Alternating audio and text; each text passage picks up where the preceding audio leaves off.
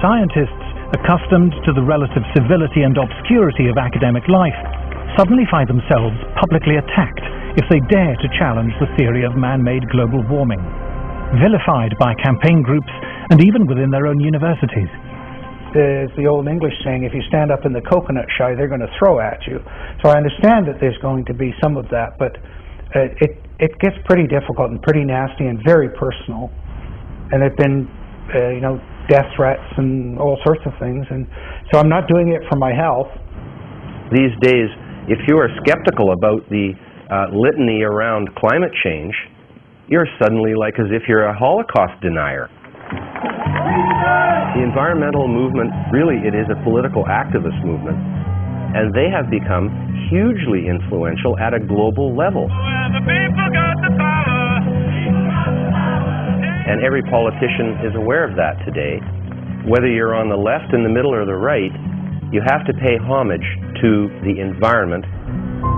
In the past month, the global warming campaign has won a great victory. The United States government, once a bastion of resistance, has succumbed. George Bush is now an ally. Western governments have now embraced the need for international agreements to restrain industrial production in the developed and developing world. But at what cost? Paul Driesen is a former environmental campaigner. My big concern with global warming is that the policies being pushed to supposedly prevent global warming are having a disastrous effect on the world's poorest people. Global warming campaigners say it does no harm to be on the safe side. Even if the theory of man-made climate change is wrong, we should impose draconian measures to cut carbon emissions just in case. They call this the precautionary principle. The precautionary principle is a very interesting beast. It's basically used to promote a particular agenda and ideology.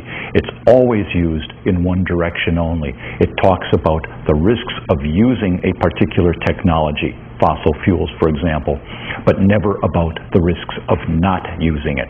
It never talks about the benefits of having that technology. Anne Muagela is about to cook a meal for her children. She is one of the 2 billion people, a third of the world's population, who have no access to electricity. Instead, they must burn wood or dried animal dung in their homes. The indoor smoke this creates is the deadliest form of pollution in the world. According to the World Health Organization, 4 million children under the age of 5 die each year from respiratory diseases caused by indoor smoke, and many millions of women die early from cancer and lung disease for the same reasons.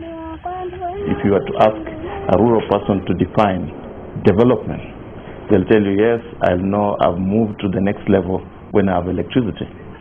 Actually, not having electricity creates such a long chain of problems, because the first thing you'll miss is the light. So you get that they have to go to sleep earlier because there's no light. There's no reason to stay awake. I mean, you can't talk to each other in that sense. No refrigeration or modern packaging means that food cannot be kept. A fire in the hut is too smoky and consumes too much wood to be used as heating. There is no hot water. We in the West cannot begin to imagine how hard life is without electricity. The life expectancy of people who live like this is terrifyingly short, their existence impoverished in every way. A few miles away, the UN is hosting its conference on global warming in its plush gated headquarters. The gift shop is selling souvenirs of peasant tribal life, while delegates discuss how to promote what are described as sustainable forms of electrical generation. Africa has coal, and Africa has oil, but environmental groups are campaigning against the use of these cheap sources of energy. Instead, they say Africa and the rest of the developing world should use solar and wind power.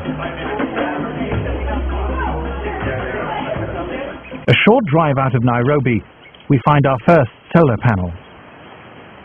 A Kenyan public health official has brought us to a clinic which serves several villages. The only electrical implements in the clinic are the electric lights and a refrigerator in which to keep vaccines, medicine and blood samples. Electricity is provided by 2 solar panels. So what can it do successfully? Lighting. Lighting only. Yes. What happens when you put lighting plus the refrigerator and others? What happens? It sounds an alarm. It sounds an alarm? Yeah. Then can we maybe see that?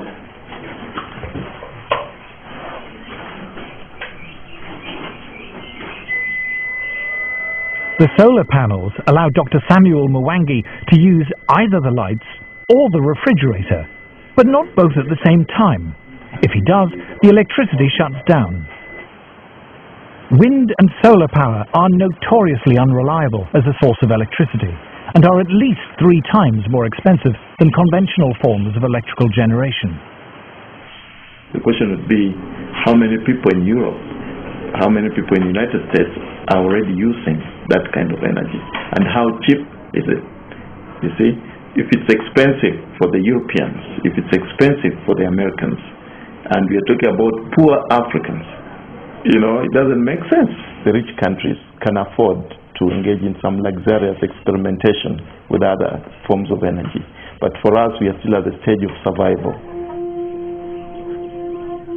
To former environmentalist Paul Driesen, the idea that the world's poorest people should be restricted to using the world's most expensive and inefficient forms of electrical generation is the most morally repugnant aspect of the global warming campaign. Let me make one thing perfectly clear. If we're telling the third world that they can only have wind and solar power, what we are really telling them is you cannot have electricity. The challenge we have when we meet Western environmentalists who say we must engage in use of solar panels and wind energy is how we can have Africa industrialized. Because I don't see how a solar panel is going to power a steel industry, how a solar panel, you know, is going to power maybe some railway train network. It might work maybe to power a small transistor radio. I think one of the most pernicious aspects of the modern environmental movement is this romanticization of peasant life, and the idea that industrial societies are the destroyers of the world. One clear thing that emerges from the whole environmental debate is the point that there's somebody keen to kill the African dream, and the African dream is to develop. The environmental movement has evolved into the strongest force there is for preventing development in the developing countries. If you're being told, don't touch your resource, don't touch your oil, don't touch your coal, that is suicide. I think it's legitimate for me to call them anti-human. Like, okay, you don't have to think humans are better than whales or better than owls or whatever if you don't want to, right? But surely it is not a good idea to think of humans as sort of being scum, you know, that it's okay to have hundreds of millions of them go blind or die or whatever. I just can't relate to that. The theory of man-made global warming is now so firmly entrenched, the voices of opposition so effectively silenced, it seems invincible, untroubled by any contrary evidence, no matter how strong. The global warming alarm is now beyond reason. There will still be people who believe that this is the end of the world, particularly when you have, for example, the chief scientist of the UK telling people that by the end of the century, the only habitable place on the Earth will be the Antarctic. And humanity may survive thanks to some breeding couples who move to the Antarctic. I mean, it's hilarious. It would be hilarious, actually, if it weren't so sad.